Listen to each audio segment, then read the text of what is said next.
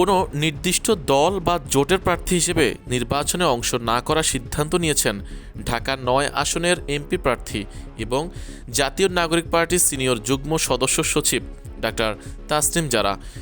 শনিবার নিজের ভেরিফাইড ফেসবুকে দেওয়া এক পোস্টে তিনি এই কথা বলেন। পোস্টে তাসনিম জারা বলেন, প্রিয় খিলগাঁও, সবুজবাগ ও মুগদাবাসী, আমি আপনাদের ঘরের মেয়ে। খিলগাঁওতেই আমার জন্ম এবং বেড়ে ওঠা।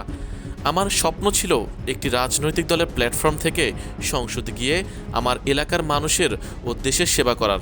তবে বাস্তবিক প্রেক্ষাপটের কারণে আমি কোনো নির্দিষ্ট দল বা জোটের প্রার্থী হিসেবে নির্বাচনে অংশ না করার সিদ্ধান্ত নিয়েছি। নিজের ওয়াদা রক্ষার কথা উল্লেখ করে এনসিপির এই নেত্রী বলেন, আমি আপনাদের এবং দেশের মানুষকে ওয়াদা করেছিলাম যে আপনাদের জন্য ও নতুন রাজনৈতিক সংস্কৃতি গড়ার জন্য আমি লড়ব। পরিস্থিতি যাই হোক না কেন, আমি আমার সেই ওয়াদা রক্ষা করতে দৃঢ় প্রতিজ্ঞ। তাই তো এই নির্বাচনের স্বতন্ত্র প্রার্থী হিসেবে ঢাকা ৯ থেকে আমি অংশগ্রহণ করব। জনগণের ওপর ভরসার কথা জানিয়ে তিনি বলেন, একটি দলের প্রার্থী হলে সেই দলের স্থানীয় অফিস থাকে, সুসংগঠিত কর্মী বাহিনী থাকে, সরকার ও প্রশাসনের সাথে নিরাপত্তা বা অন্যান্য বিষয়ে আপত্তি ও শঙ্কা নিয়ে কথা বলার সুযোগ থাকে। তবে আমি যেহেতু কোনো দলের সাথে থাকছি না, তাই আমার সেসব কিছুই থাকবে না। আমার একমাত্র ভরসা আপনারা।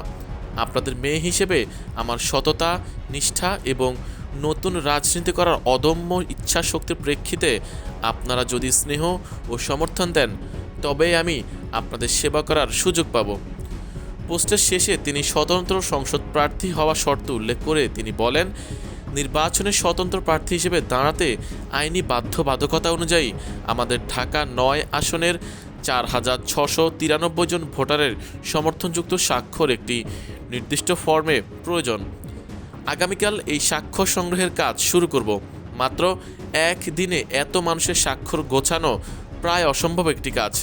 আপনাদের স্বতঃস্ফূর্ত সাহায্য ছাড়া এটা করতে পারবো না।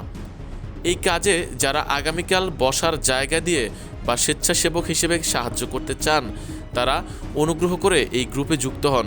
আপনাদেরকে নির্দিষ্ট স্থান ও লোকেশন জানিয়ে দেওয়া হবে।